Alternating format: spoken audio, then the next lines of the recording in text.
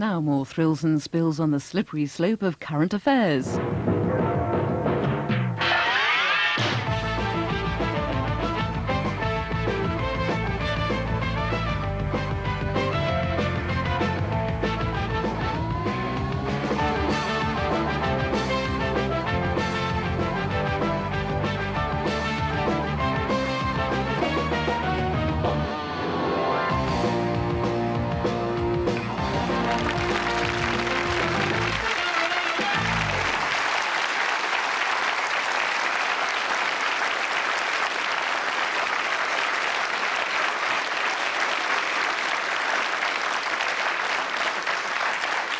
Good evening and welcome to another half-hour homage to the god of drivel.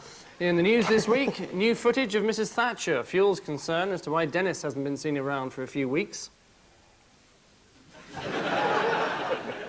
In America, there's good news as a donor organ is found for Dan Quayle's brain transplant.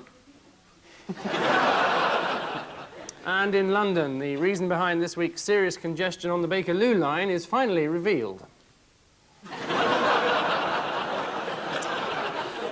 On Ian Hislop's team, a comic actor who was recently quoted as saying, "I'd love to play a bastard." Well, tonight he's got the chance to play two. Peter Cook.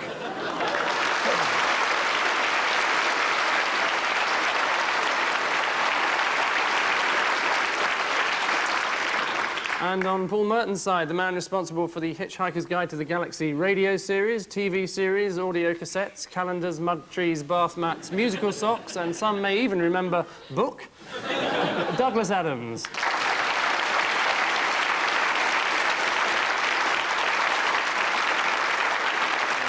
It's not brown, that jacket, is it? I'm delighted to say it's not even remotely brown, Paul. I chose it specially. It just looks brown on you. Yes. Thank you. So let's hold our noses as we jump feet first into round one. 2 pieces of news-related visuals per team, behind which lie 4 major stories. Ian and Peter, chapter 97. The future Queen of England. And some bloke she married. They are splitting up for tax reasons. And I think the whole royal family are doing that, the Queen and the Duke are the next to go, so they can all have separate palaces which count as a single dwelling for each person. Yeah. No, the sad thing, I read in the Express, actually, that about Princess Di. She attracted beautiful young men like moths. And so poor Charles had all these people flapping at the windows as soon as they turned the lights on. And, there's nothing worse than a man like a moth just flapping at your window. There's awful little things out there. Very nice. They won't go away. They won't go away. Shouting squidgy through the window. Lie in. It has absolutely no constitutional ramifications whatsoever. So we gather. I mean, it's not important if a man's divorced, why shouldn't he be head of the Church of England and king? There isn't at all. What happens if Charles murders people? Not important. Not important? Not important, no. According to Norman St John Stevens, now Lord Fawsley, not constitutionally important. Especially if he murdered Norman St John Stevens. Yes, it is the extraordinary, unexpected announcement that Charles and Diana are to separate, turning the Queen's annus horribilis into an annus bloody catastrophicus. John Major, however, made it clear that Diana could still be crowned, presumably if she goes anywhere near Prince Philip. Despite the split, Diana has been invited on a Boxing Day shooting party by the royal family. She's going to be given half an hour's start.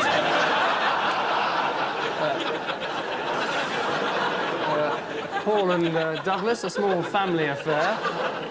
Oh, Princess Anne is going to marry all these people in the hope that one of the marriages will work. Oh, she's getting divorced. Princess Anne's getting married on Saturday, and the Queen Mother's not going to go. Oh, she Yes, is she now. is. She Oh, is. she's going, Yeah, is she? she changed She's her jogging mind. up there.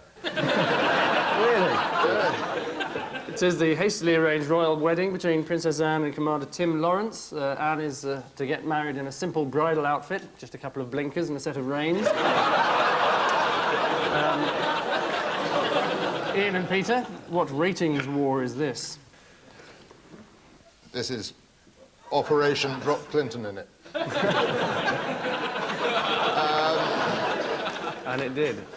Yes, it is. It's the American forces' arrival in Somalia, described by the military as an invasion, by the Pentagon as a landing, and by the TV networks as a seaside spectacular. Naval commandos stormed ashore and, after a brief 60-minute battle, gained control of the airport from NBC. US Marines are now fanning out across the country and have orders to shoot on sight anyone they see with a gun. Knowing US Marines, that means each other. Paul and Douglas, a heartwarming story of a man and his rabbit. Oh, man playing snooker with the unbars. Rabbits are being allowed to keep maximum security prisoners. Very dangerous criminals are being allowed to keep rabbits because apparently there's been a problem with the rabbit. The rabbit has been kidnapped by another couple of very dangerous prisoners who are holding it to ransom for 2 tins of ginger beer. But the guy who originally is the keeper of the rabbit, who has been trained to be a softer, gentler, more kind person, has threatened them that unless they give back the rabbit, he'll knife them. Well, 2 tins of ginger beer just aren't the same as a rabbit, are they? Yes, I mean, a perfect answer. It is a prisoner, Sammy Ralston, who you saw in the film, is the owner of Lucky, the rabbit. Not sure how lucky a rabbit would consider itself, being locked up for 10 years with a Glaswegian armed robber. The scheme's vet, Elizabeth Ormerod, said that animals were ideal for breaking down barriers. Perhaps that's why there would be so many requests for rhinoceroses. Pets are being provided for murderers. You wrote a thesis on this, Angus. Didn't Ernest Saunders have a rabbit in the carnal sense? Not in the carnal sense, in the open prison. Anybody who's interested in rabbits and prisoners will have a good time with this programme. Which bestial nonsense sweeps us majestically to the end of this round, and the sad truth is that both sides are straining equally at the leash, Ian and Peter and Paul and Douglas having a level 4.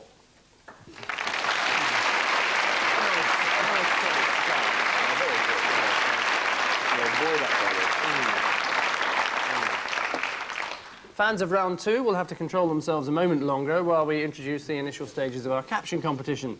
Ian and Peter, this one's for you. Paul and Douglas can have this one. So, the unbridled joy that is round 2 starts here. 1 tabloid folly per member. Paul, there's a clue here if you can spot it. Sex therapy for a man who fell in love with the family car. Is this them about them putting up council rates in Swansea? This is the story of the week. A man who had not much success with women fell in love with the family car, which is an Austin Metro, so you can understand it. Yeah. And he used to take it into the woods and have sexual relationships with this car. The exhaust pipe, presumably. Oh, absolutely. Absolutely. The exhaust pipe, all sorts of different... And the back seat, with nobody else being there. And apparently... I don't know if we're allowed to say... I don't know what sort of details we're allowed to go into. But... I'd go for it if I were you. Yeah. I'll let you know. But apparently a sex therapist basically has been trying to wean him off the car by encouraging him to masturbate with the car, but at the last moment nipping in a picture of a naked woman in the hope that give him an idea of the direction he should be going. Yeah. But, tell me if you got your pictures wrong or something. And you showed a packet of digestive biscuits.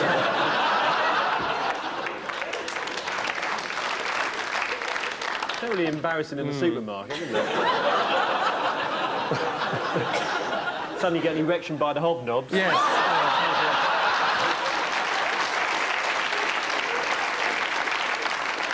It is the story of George, his name is, who developed a close erotic relationship with the family Austin Metro. It all started when George began masturbating inside the car. Must have made overtaking rather dangerous.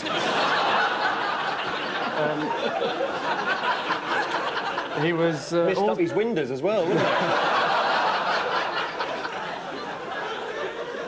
That was the very word you were trying to avoid. Yes, exactly. That's precisely what you can't get away with. Yeah. Douglas, what's behind the sweat smell of success? Apparently there is some part of the year, which I think it must be about now, Yeah, actually, it's when, Christmas time, yeah. when men sweat more than at other times of the year, because this is meant to be sexually attractive. The new number plates come out this time of year as well, so it all ties into that. Yes, well, it is the theory of scientist Dr. David Kelly that male sweat is more attractive to women than aftershaves or body sprays. According to Dr. Kelly, men are naturally at their sexiest this time of year because there's 5 times the usual amount of pheromones in the pores. It's also because there's 5 times the usual amount of lager in the bloodstream. So any man who wears the same pair of Y-fronts 70 times in a row must be amazingly attractive to beautiful women. Last, the mystery of Michael Winner and Jenny Seagrove is explained.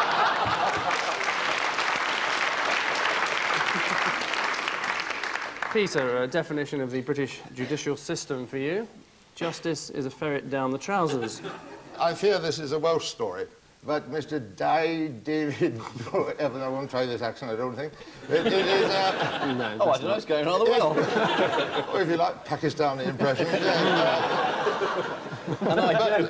well, I know you're a sucker for it. It's better than sweat, isn't it? But it's a vigilante group in Wales, in Powys. It is. In Powys. That's Wales for you. Good. And This is going down well in Wales. anyway, they call themselves the 12 Just Men, and if they catch somebody, in their view, doing something illegal, rather than turn him into the police, in their charming Welsh way, they put a ferret down his trousers to teach them a sharp lesson. Yes, it's the 12 Just Men, a vigilante group in Newton Powys. Thank you. Who've announced that any local criminals they catch will be frog-marched to the hills, and a vicious ferret named Fred will be forcibly inserted into their trousers. Apparently, if it sees a juicy thigh, it gives a nasty nip, but if it sees what looks like another ferret, the consequences are far, far worse. In preparation for his next vigilante film, Michael Winner agreed to have a number of ferrets stuffed down his underpants. The ferrets later had to be brought round with smelling salts. Ian, a near miss for you. Saudi cane ordeal. Some expat working in Saudi Arabia who failed to follow the local customs and was swooped on by the religious police, sort of Islamic version of the Welsh boys, who don't come and put a ferret down your trousers, they give you 100 lashes with a cane. There was an appeal from the Foreign Office. And they gave him 200. Yes, it is. Expat David Brown, in fact, his name was, who was sentenced to 50 lashes by a Saudi Arabian court for calling 2 hospital workers bastards. Thank God he didn't run into any estate agents out there. Under Saudi law, the judge could have doubled the punishment if the appeal failed, or have his accusers flogged if he decided the other way. Isn't this directly lifted from 321 with Ted Rogers? To lessen the force of the flogging, Islamic law required the flogger to hold a pita bread under his armpit throughout, after which it's immediately flown to the kebab machine in Piccadilly Circus. Which Arabian delights bring us to the end of our anti-pre-penultimate round, and the facts are that, well, neither team has dared to take pole position, both being neck and neck with 8 points apiece.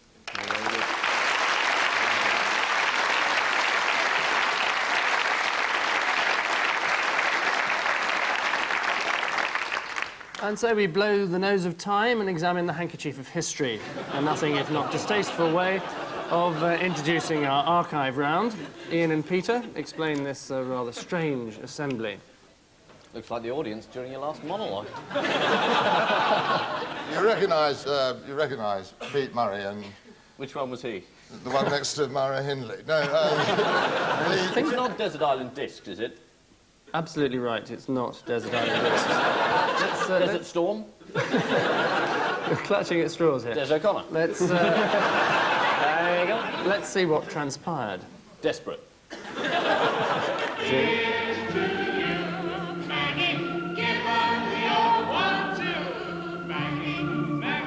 That was Stars for Thatcher. No wonder we didn't know any of them.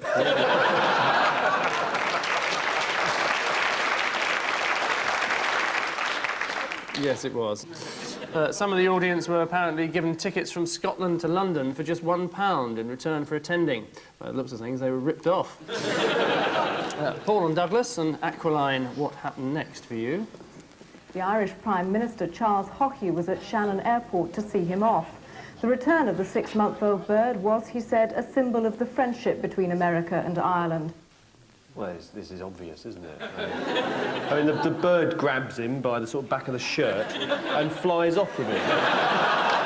And they sort of think, well, we've got to get the Prime Minister back, so they distract the bird by lowering field mice on pieces of elastic from helicopters.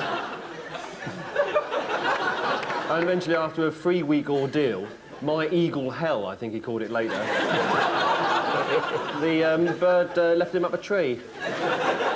Americans frequently try to sort of cement their foreign relationships by dropping unpleasant objects on people. Is what was inside the eagle Does the bird outside in a matter of moments? And did he try and pass it off as a new hairstyle? Let's see how things digressed. But it seems no one mentioned this spirit of friendship to the bird.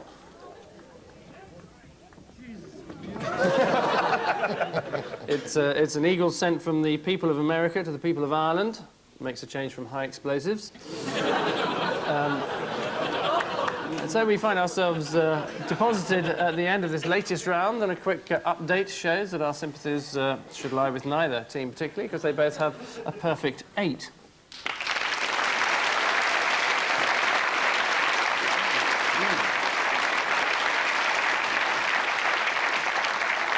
Well, blow me if it isn't round 4, which it is, fortunately, so that saved us all from a rather embarrassing spectacle.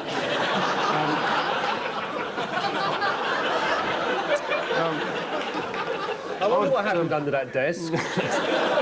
Very little. It's got a Sinclair C5 under there, look. Odd One Out's the name of the game. 4 worthy winners. Which one is the Paul Merton? Sorry, which one is the odd one out? Paul Merton, Benito Mussolini, Michael Fish, Jackie Onassis, and Shirley MacLaine. Shirley MacLaine has been all the others in a previous life. It is Michael Fish, is it? Because, oh, I don't know, he's the only one who's got a spitting image puppet of him. That's desperate. I know, Jackie Onassis is the only one who can't remember where she was when Kennedy was shot.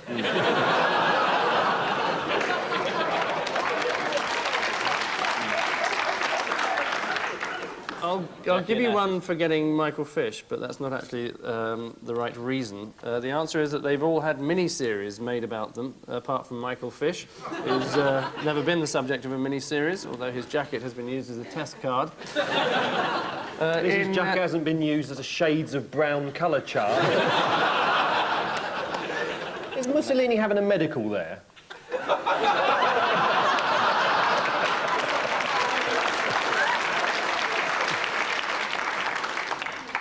Yes. In Mussolini, The Untold Story, his part was played by George C. Scott. Well, how can it be an untold story if they told it? It was just See, Mussolini, The Untold Story, you then don't make the film. Yes, no, I think you're misunderstanding for comic effect. It was... Sorry. I do hope there's no bitterness or unpleasantness. No. We're going to go on with the 2 people who were up for the same award. No. Oh, I'm not bitter.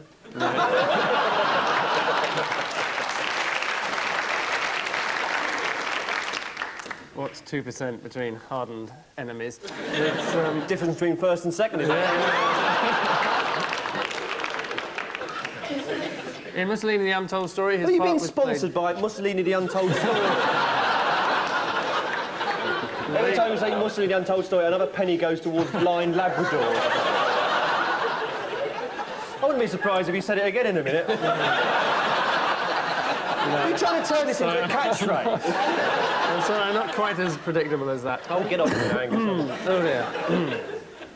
Right, sorry, where were we? Here we go. Guess what the next line we're going to do. In Jackie Onassis, Douglas. And your question, a slightly more obscure foursome for you. The head of Lloyd's of London, Peter Middleton, Mary O'Hara, John Selwyn Gummer, and the singing nun. There are a lot of X's here. John Selwyn Gummer, I think, is threatening to leave the synod. Mary O'Hara is an ex-nun. The singing nun is an ex-nun. In fact, she's an ex-nun. Or, because she's died. So a latex nun. No. Yes.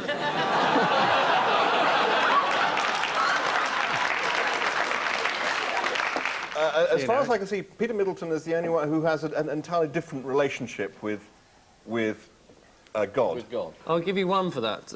It's because you got roughly the right answer, but not the right person. It's that all of them, apart from John Gummer, used to be monks or nuns.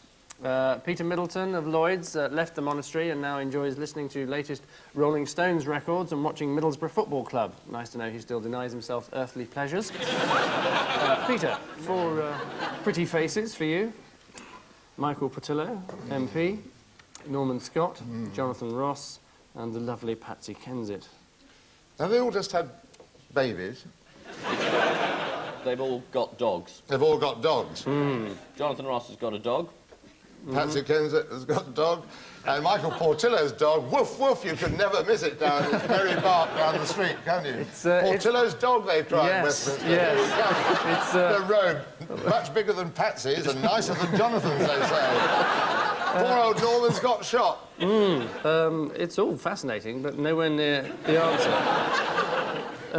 It's that all of them were child models, except Norman Scott, who was a male model. He claimed that the then Liberal leader Jeremy Thorpe and other senior Liberals had tried to have him murdered after a homosexual affair. The hired assassin corroborated the story, but unsurprisingly, they were all found completely innocent. Another uplifting saga in the annals of British justice, as annals with one N. Michael Portillo appeared in a Ribena commercial, which ended with the words, "Each day a little older, a little stronger, a little wiser." Well, 2 out of 3 is not bad. Jonathan Ross appeared in a Win-A-Lot commercial, although before that the product name had been Rin-A-Lot. And finally, in this round, Ian, 4 household names for you. Sir Dennis Henderson, Paul Henderson, Sir Roy Watts, and Sir Peter Holmes. Thank you. Not at all. They're all called Henderson, except the last 2 you mentioned. The man in the top right is called Paul Henderson, who was the defendant in the Matrix Churchill case. Well, They've all got knighthoods. You mentioned these other blokes. Not They the answer, must but have it's been knighted for services to the Conservative Party, as opposed to being attempted to put in jail for services to the Conservative Party. The answer is that 3 of them run companies which have been found guilty of serious breaches of the law, and curiously the government knighted all 3, whereas Paul Henderson runs Matrix Churchill, which was found completely innocent, and curiously the government tried to send him to jail. Sir Dennis Henderson chairs ICI, who were fined £12 million for setting up a prices cartel, and also dumped high-velocity explosives in Scottish fishing grounds. Trawlermen who dragged it up thought it was a cooking fat, although they became suspicious when they put the gas on and their sausages cleared the afterdeck. Sir Peter Holmes runs Shell, who were fined £1 million for deliberately pumping 150 tonnes of oil into the Mersey in order to save a section of fractured piping. And Thames Water had to pay £100,000 after a sewage works severely polluted the River Kennet. Their chief, Sir Roy Watts, gave £50,000 from people's water bills to the Conservative Party this year. Thank goodness there was no connection between that and his knighthood, or people might think the honour system in this country was corrupt. Which somewhat polluted atmosphere engulfs the end of this singular round, and the story so far is that... well, Ian and Peter stumble onwards with 9, while Paul and Douglas are coasting to victory with 10.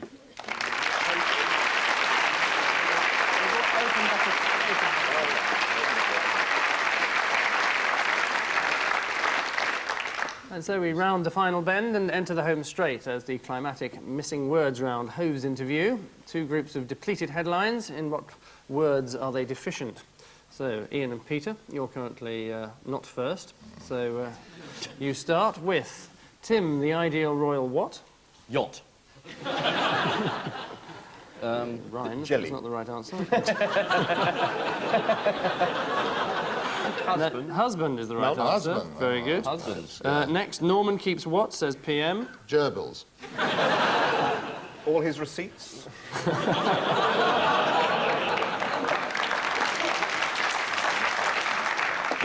Job is the right answer. Well done, Paul. Serbia rules out who as president? Milosevic. Was it Shirley Bassey? Hanich is apparently how you pronounce it.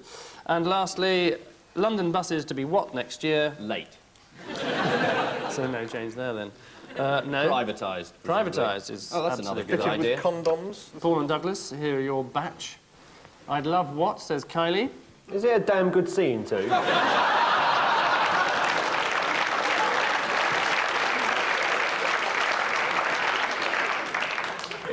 In a roundabout sort of way, yes. A family is in fact the answer. BBC loses £60 million in what? All-night poker game. It's accountant's accountancy cock-up. muddle, yeah. Cash bungle is in fact the answer we were looking for. Next, Fergie does what in search of a new image? Signs for West Bromwich Albion. Fergie marries Charles. Treads on eggshells as well, the baffling answer. And finally, Anne and Tim have already had what? Douglas Hurd. Honeymoon. Honeymoon. Anne and Tim have already had enough. Financial advice? Honeymoon is the perfect answer. Divorce. Which, furious attempt They packed it in Furious already. attempt at conjecture signals the welcome end of this verbal skirmish. And sad to say, this week's humble pies are Ian and Peter with 11, and this week's Knickerbocker glories are Paul and Douglas with 17.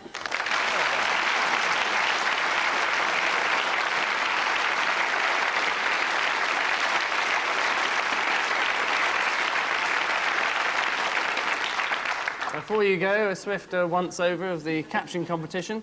Ian and Peter, you had this to ponder. Serrano's saying something interesting like, "Get me a cup of tea, boy." It's actually... And Edward is saying, "Well, I'm not sure if I can, but I'll give it a jolly good go."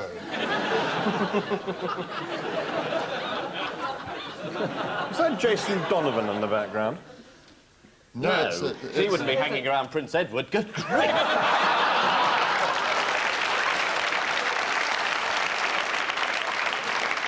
I think why wouldn't he?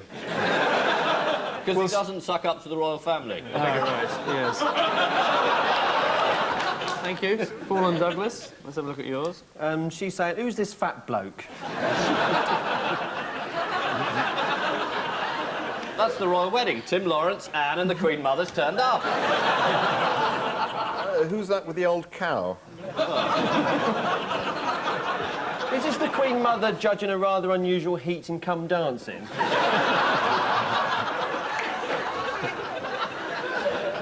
Quite possibly. On which, Is it the cow saying we're living separate lives? We'll be seen together in public, obviously, me and the fat bloke, but, you know, we're not going to do stuff together. We have separate palaces, Separate and courts, I'm going to be queen. with no constitutional ramification. Which there aren't. Being a cow, no reason why I shouldn't be queen.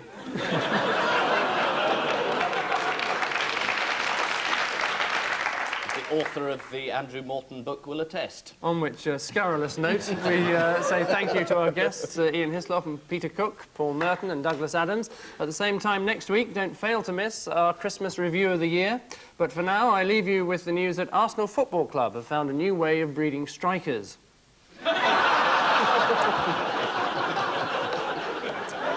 Although Diana's lost her Mercedes in the split, the royal family show there are no hard feelings by providing her with an alternative vehicle. And David Mellor, by the look of it.